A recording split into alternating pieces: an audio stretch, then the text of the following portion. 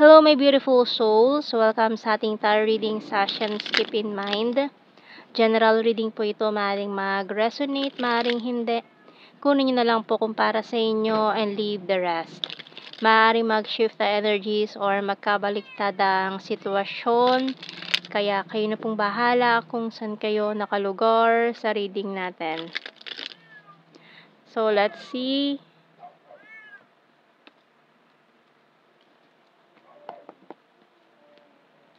So we have here the Page of Wands and the Knight of Pentacles, King of Pentacles and the Page of Pentacles, Two of Cups and the Ace of Pentacles, the Empress and the Fool. So yung bottom card, Nine of Swords. Okay, so this person is crying here with this Nine of Swords. Parang gusto niyang batukan yung sarili niya sa mga maling nagawa niya with the Fool. So, parang tingin sa sarili niya, ang tanga niya daw na binitawan ka pa niya, yung mga ganyan, or hindi kanya sineryoso before, mga ganyan. So, this person will contact you very soon. Kung ito ay past person mo, at hindi siya nagparamdam ngayong Mercury retrograde. So, once na itong taon to is magparamdam ng after Mercury retrograde. So, malaki ang posibilidad na maring twin flame kayo nitong taong to. Or, kasi kung may ex kayo na bumalik during Mercury retrograde, so, ibig sabihin nun ay, ano pa yun parang, tinetest pa kayo ng universe kung natuto ka na ba sa karmic lessons mo or hindi na. Pero once na wala na kayong ex na bumalik or nagparamdam ngayon na Mercury retrograde, so ibig sabihin nun, clear na kayo sa mga karma or karmic lessons nyo. So kung magparamdam man itong taon to after na Mercury retrograde, so hindi na yun counted, no? So maaaring it's a divine connection, ganyan, or maring spiritually connected kayo, yan, nitong taong ito, lalo na kung magpaparamdam siya after na Mercury retrograde.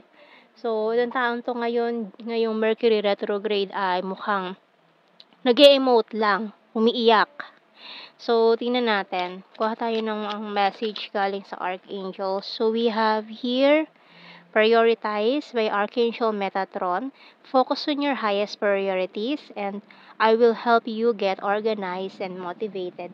So, sa ngayon, ang gagawin nyo lang dalawa, focus lang muna kayo sa goals, sa mga priorities nyo. Ayan. So, wag na wag kayo mag-reach out sa mga ex ninyo ngayon, Mercury retrograde. Ayan, so magnilay-nilay para matapos ng mga karmic cycles na to. Alamin ninyo, mag-isolate kayo, mag-reflect kayo kung ano ba yung mga natutunan ninyo sa mga nagdaang taon, sa mga nagdaang relationship, sa mga nagdaang heartaches, trials, struggles ninyo, ganyan. And congratulations kapag nalampasan nyo yan, pag natapos nyo itong mga karmic cycles na to, so mas magiging magaan na ang inyong life or aayon na sa inyo ang tadhana. Ayan, with the clover, nako, you're very lucky. And with the broom, so ano mo na yung mga tao na talagang deserving sa buhay mo. So, kusa na silang lalapit, no, itong mga taong deserving sa buhay mo. So, we have here, candle and bird. So, kailangan nyo nang palayain yung mga sarili-sarili ninyo sa mga bagay na hindi nyo deserve. So, we have here the ring. Ayan na. And the light bulb. So, yung bottom card, compass. Ayan, kumbaga, redirection no? Yung after nito, Mercury retrograde, so, malalaman nyo na kung ano ba talaga.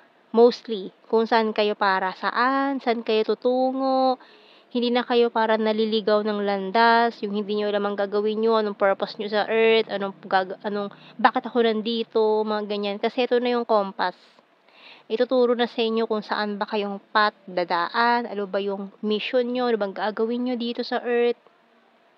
And yung hinihintay mong partner, divine counterpart, ay andyan na around the corner, waiting na lang.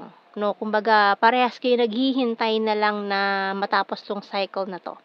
So with this ring, very very soon itong taong to ay bigla na lang susulpot sa buhay mo out of nowhere ng parang yun. Isang snap lang andyan siya na parang parehas kayong maguguluhan no, na parang ang bilis ng mga pangyayari after na matapos niyo tong cycle na to. So, tingnan natin sa tarot messages, oracle cards. So, hindi na kayo maliligaw ng landas. After nyo matapos to mga karmic hardships na to, karmic cycles, karmic lessons. Ayan, so hindi na kayo maliligaw kasi ituturo na sa inyo ang tamang daan para sa inyo, para sa iyo. Your mission. Okay, so tingnan natin. I want to marry you someday. So, ayan na siya. Matapos nyo lang talaga tong karmic lessons to, karmic ito. Talagang, ayan na. Yung mga hinihintay nyo, bigla na lang susulpot. Bigla na lang darating. So, wag na nating ipilit yung mga hindi para sa atin. No? Yung mga hindi para sa inyo, wag nyo na ipilit. Bitawan na natin. Bitawan na yung mga bagay, mga tao na hindi para sa inyo. Kasi once ginawa nyo yan, lahat ng bagay na para sa inyo darating yan bigla. So, we also have here, I miss you so much. Ayan giving up. I-give up na. Yung mga taong yan, mga bagay na hindi nyo deserve. So, I will fight for you kasi darating yung taong yan na talagang deserve nyo. I want to protect you. You're so sweet and caring. Honesty is the best policy. You're my strength. Please accept my cup of love. Ayan, i-offer na sa'yo yung cup of love. I-receive mo na lang. So, let's see.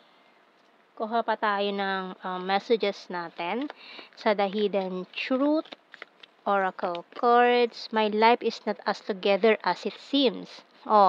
Kasi nga para pa kayo naliligaw ng landas So, once matapos tong karmic lessons, karmic hardships, lalo na after ng Mercury retrograde sa April.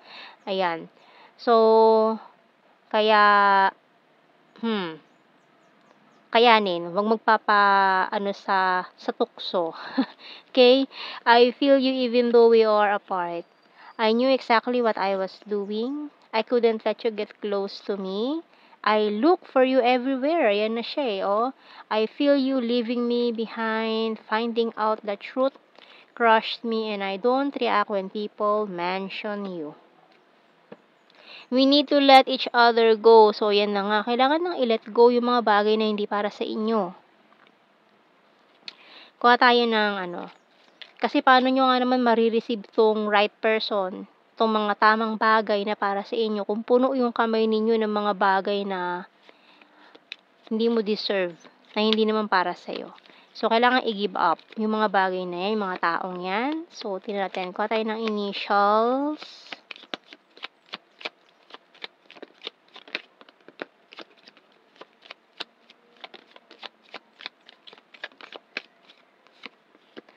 L, B, U, N, K, S, A, Z,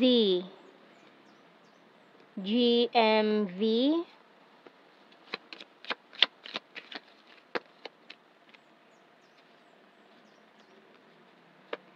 Q, X,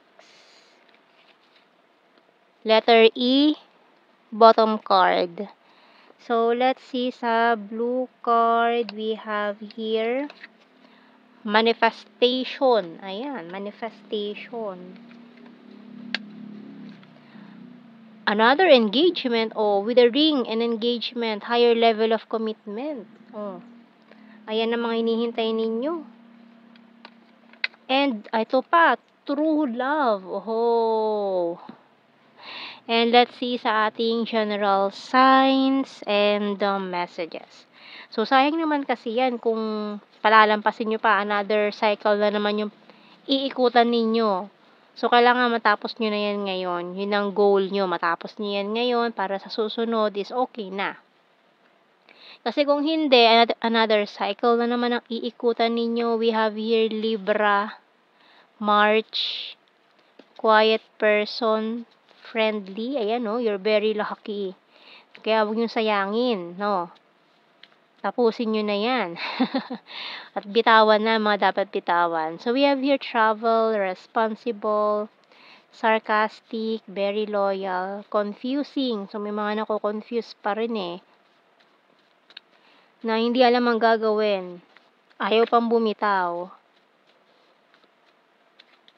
So, we have here attractive, number 8, air sign, Gemini, Libra, Aquarius, sweet, selfie-holic, shy at first, neighbor, very serious, athletic, August, vulnerable, runner card, divine masculine, Virgo, Aries, and this one is smart. So, yan ang ating reading, my beautiful souls. Thank you for watching. Take care and God bless. See you in our next reading, guys. Bye-bye.